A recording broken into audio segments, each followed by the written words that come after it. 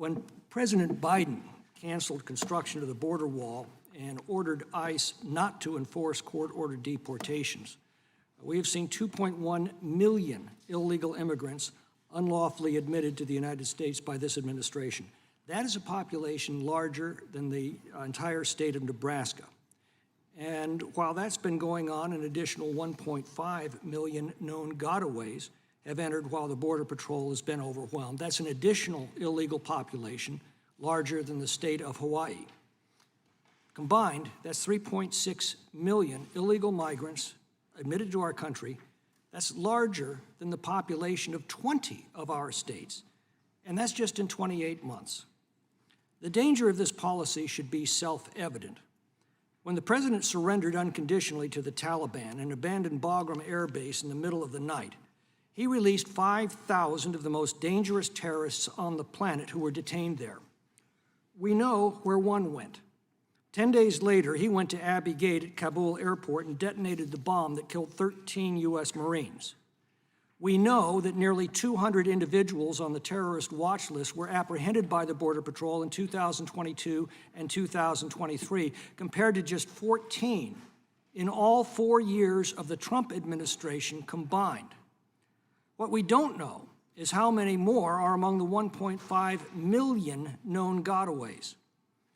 Now, HHS Secretary Javier Becerra told his staff that he demanded a rapid release of illegal migrants into the country.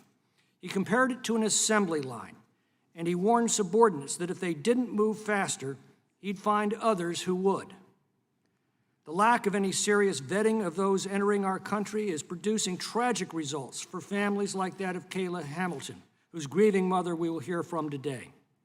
In her case, a 17-year-old MS-13 gang member was released into the United States as an unaccompanied alien child. Kayla Hamilton is dead as a result.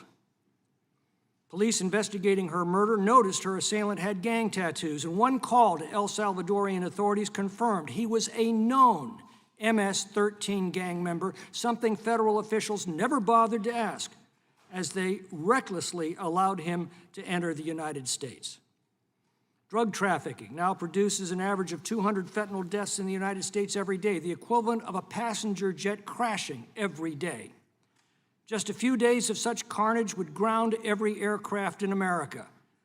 But we're told that human trafficking is now becoming an even more profitable business to the cartels than drugs.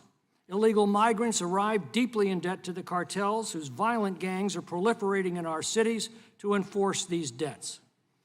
In places like Tulare County, California, just outside of my district, we're starting to see cartel executions of entire families, including, in this case, a mom shot through the head as she shielded her baby.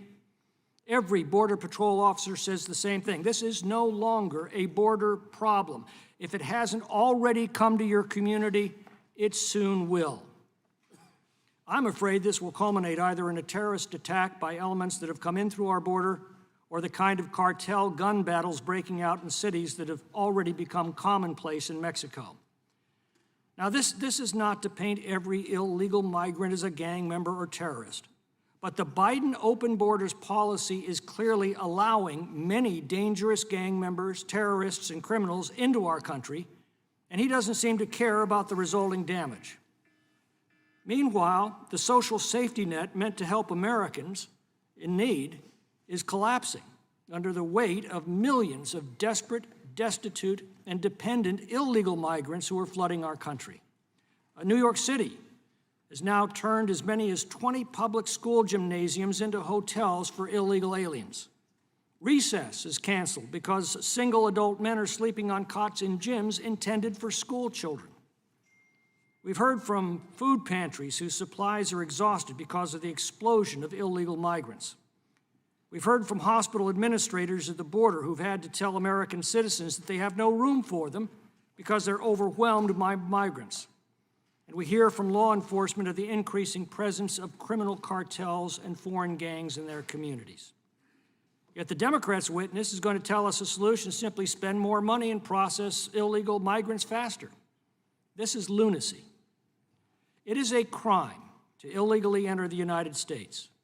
Federal law requires every asylum claimant to be detained until their case is heard and to be deported if it's rejected.